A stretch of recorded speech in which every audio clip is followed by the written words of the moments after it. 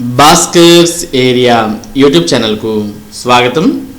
ఆంధ్రప్రదేశ్ రాష్ట్ర వ్యాప్తంగా ఉన్నటువంటి నిరుద్యోగ ఉపాధ్యాయ అభ్యర్థులు డిఎస్సి 2023 నోటిఫికేషన్ కోసం ఎదురు చూస్తున్నారు. అన్ని నోటిఫికేషన్లు వస్తున్నాయి కానీ మరి ఏపీ టెట్ మరియు డిఎస్సికి సంబంధించినటువంటి నోటిఫికేషన్లు అట్లీస్ట్ వాటికి సంబంధించినటువంటి సమాచారం కూడా ప్రభుత్వం విడుదల చేయడం లేదు. మరి ఎవరైతే డిఈడి చేసినటువంటి నిరుద్యోగులు ఉన్నారో వారంతా కూడా డిఎస్సి నోటిఫికేషన్ వస్తుంది అనే ఆశతోనే ఎదురు చూస్తున్నారు. ఈ నేపథ్యంలో మరి డిఎస్సి నోటిఫికేషన్కు సంబంధించినటువంటి విశ్లేషణ మరి ఎమ్మెల్సీ కేఎస్ లక్ష్మణరావు గారు ఇవ్వడం జరిగింది. దానికి సంబంధించిన పూర్తి సమాచారాన్ని మనం ఇక్కడ చూద్దాం. బొత్స గారు అనగా మంత్రి, విద్యాశాఖ మంత్రి బొత్స సత్యనారాయణ గారు డిఎస్సి నోటిఫికేషన్ ఎప్పుడు? డిఎస్సి నోటిఫికేషన్ ఇచ్చి ఉపాధ్యాయ ఖాళీలను భర్తీ చేయడం కేవలం నియామకాల కోసమే కాదు, అది ఒక రాజకీయ అంశం కూడా. ఒక డిఎస్సి నోటిఫికేషన్ కూడా ఇవ్వకపోతే గ్రామీణ పట్టణ ప్రాంతాల్లో నిరుద్యోగ అభ్యర్థులు వారి కుటుంబాలు ప్రభుత్వాన్ని నిలదీస్తాయి. శ్రీకాకుళం, విజయనగరం, అనంతపురం, కర్నూలు వంటి ఆర్థికంగా వెనుకబడిన జిల్లాల్లో ఉపాధ్యాయ ఉద్యోగం పొందడం కుటుంబాలకు ఒక గౌరవంగా భావిస్తారు. రాష్ట్ర విద్యాశాఖ మంత్రి బొత్స సత్యనారాయణ విజయనగరం జిల్లాకు చెందినవారు. వారు విశాల హృదయంతో ఆలోచించి 30,000కు పైగా ఉద్యోగాలతో మరి డిఎస్సి నోటిఫికేషన్ ఇవ్వాలని కోరుతున్నాము.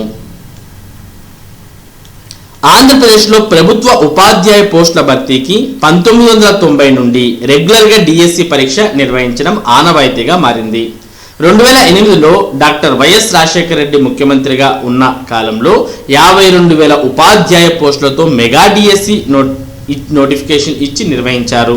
రాష్ట్ర విభజన తర్వాత గత ప్రభుత్వం 2018లో 7,000 పోస్టులతో డిఎస్సి పరీక్ష నిర్వహించింది.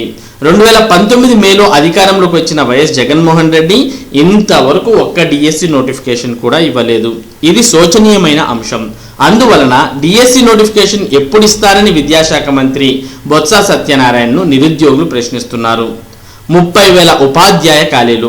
రాష్ట్రంలో ఉపాధ్యాయ ఖాళీలపై ఇటీవల శాసన మండలిలో పీడీఎఫ్ ఇతర శాసన మండలి సభ్యులు ప్రశ్నలు అడిగిన సందర్భంగా 8,366 ఖాళీలు ఉన్నాయని విద్యాశాఖ మంత్రి బొత్స సత్యనారాయణ జిల్లాల వారీగా ఒక పట్టిక అందజేశారు. కానీ రాష్ట్రంలో 1,83,235 మంది ఉపాధ్యాయులు ఉండాల్సి ఉండగా 1,63,000 మంది ఉపాధ్యాయులు మాత్రమే ఉన్నారు. ఈ ఖాళీలతో పాటు మున్సిపల్ పాఠశాలలు, మోడల్ స్కూల్స్, బీసీ రెసిడెన్షియల్ స్కూళ్లు, సాంఘిక సంక్షేమ రెసిడెన్షియల్ పాఠశాలలు, ఆంధ్రప్రదేశ్ రెసిడెన్షియల్ స్కూళ్లు మొదలగు వాటిలో వేలాదిగా ఖాళీలు ఉన్నాయి. రెసిడెన్షియల్ పాఠశాలల్లో రెగ్యులర్ ఉపాధ్యాయులు లేక గెస్ట్ ఫ్యాకల్టీ, పార్ట్ టైం ఉపాధ్యాయులతో క్లాసులు జరుగుతున్నాయి. మొత్తం ఖాళీలు చూస్తే 30,000కు పైగా ఉంటాయి. అందువలన 30,000కు పైగా పోస్టులతో డిఎస్సి నోటిఫికేషన్ విడుదల చేయాలని నిరుద్యోగ అభ్యర్థులు ప్రభుత్వాన్ని కోరుతున్నారు. నిరుద్యోగ అభ్యర్థుల ఆవేదన. రాష్ట్రంలో డిఈడి పూర్తి చేసిన అభ్యర్థులు 5 లక్షలకు పైగా ఉన్నారు. వారు ఎంతో ఆశగా, ఆతృతగా డిఎస్సి నోటిఫికేషన్ కోసం ఎదురు చూస్తున్నారు. టెట్ పరీక్షలో ఇప్పటికే అర్హత సాధించిన అభ్యర్థులు 3 లక్షలకు పైగా ఉన్నారు. అవనిగడ్డ, కర్నూలు, విజయనగరం తదితర ప్రాంతాల్లో గత 4 ఏళ్లుగా డిఎస్సి నోటిఫికేషన్ కోసం ఎదురు చూస్తూ కోచింగ్ తీసుకుంటున్న అభ్యర్థులు వేల సంఖ్యలో ఉన్నారు. పేదలు, గ్రామీణ ప్రాంత అభ్యర్థులు ఎక్కువగా డిఎస్సికి సన్నద్ధం అవుతున్నారు. వారందరూ ఇప్పటికే కోచింగ్ కోసం లక్షలాది రూపాయలు ఖర్చు చేశారు. ప్రభుత్వం స్పష్టమైన నిర్ణయం తీసుకోవాలని కోరుతున్నారు. GO number 117 rationalisation. పాఠశాల విద్యాశాఖ జీవో నంబర్ 117 ద్వారా ఉపాధ్యాయుల రేషనలైజేషన్ చేపట్టింది. ఈ జీవో పాఠశాల విద్యకు ఉరితాడుగా మారింది. రేషనలైజేషన్ ద్వారా ఉపాధ్యాయుల పోస్టులు తగ్గించడం, విపరీతంగా పోస్టులు అదనంగా ఉన్నట్టు తేల్చేతారు. వీటిని సర్దుబాటు చేస్తారు. ఈ జీవో ద్వారా పని భారాన్ని కూడా విపరీతంగా పెంచారు. హై స్కూళ్లలో ఇంగ్లీష్ మీడియం ఒకటే కొనసాగుతుండటంతో తెలుగు మీడియం లేకపోవడంతో కొన్ని పోస్టులు రద్దయ్యాయి.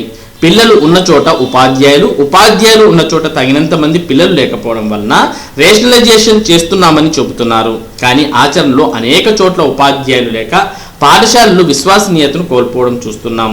జీవో నంబర్ 117 పై ఉపాధ్యాయ సంఘాలతో చర్చించి జీవోను రద్దు చేయించాల్సిన అవసరం ఉన్నది. ఇటీవల కాలంలో ప్రభుత్వ పాఠశాలల్లో పిల్లలు 4 లక్షలకు పైగా తగ్గారని గణాంకాలు తెలియజేస్తున్నాయి. దీనికి ప్రభుత్వం అనుసరించిన అసంబద్ధ విధానాలే కారణం. 3, 4, 5 తరగతుల తరలింపు.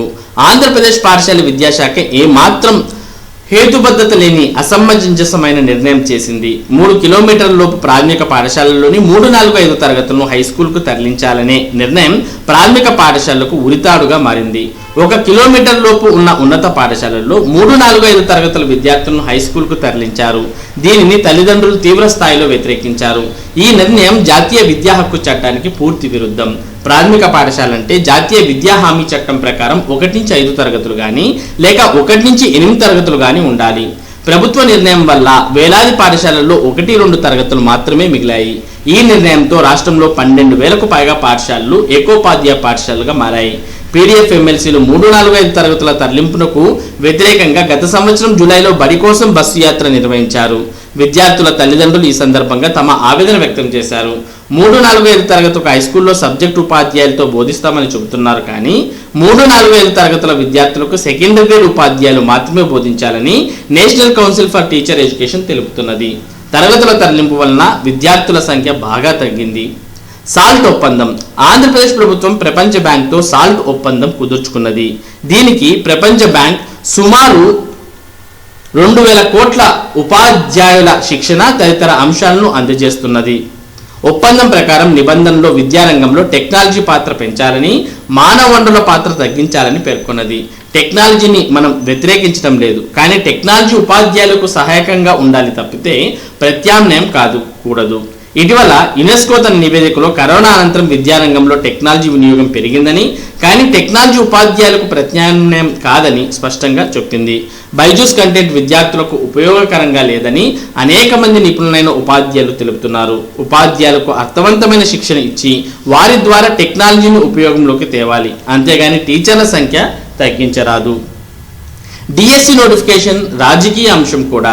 డిఎస్సి నోటిఫికేషన్ ఇచ్చి ఉపాధ్యాయ ఖాళీలను భర్తీ చేయడం కేవలం నియామకాల కోసమే కాదు, అది ఒక రాజకీయ అంశం కూడా. ఒక్క డిఎస్సి నోటిఫికేషన్ కూడా ఇవ్వకపోతే గ్రామీణ పట్టణ ప్రాంతాల్లో నిరుద్యోగ అభ్యర్థులు, వారి కుటుంబాలు ప్రభుత్వాన్ని నిలదీస్తాయి.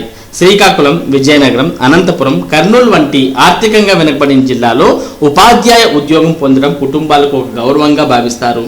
రాష్ట్ర విద్యాశాఖ మంత్రి బొత్స సత్యనారాయణ విజయనగరం జిల్లాకు చెందినవారు. వారు విశాల హృదయంతో ఆలోచించి 30,000కు పైగా ఖాళీలతో డిఎస్సి నోటిఫికేషన్ ఇవ్వాలని కోరుతున్నాం.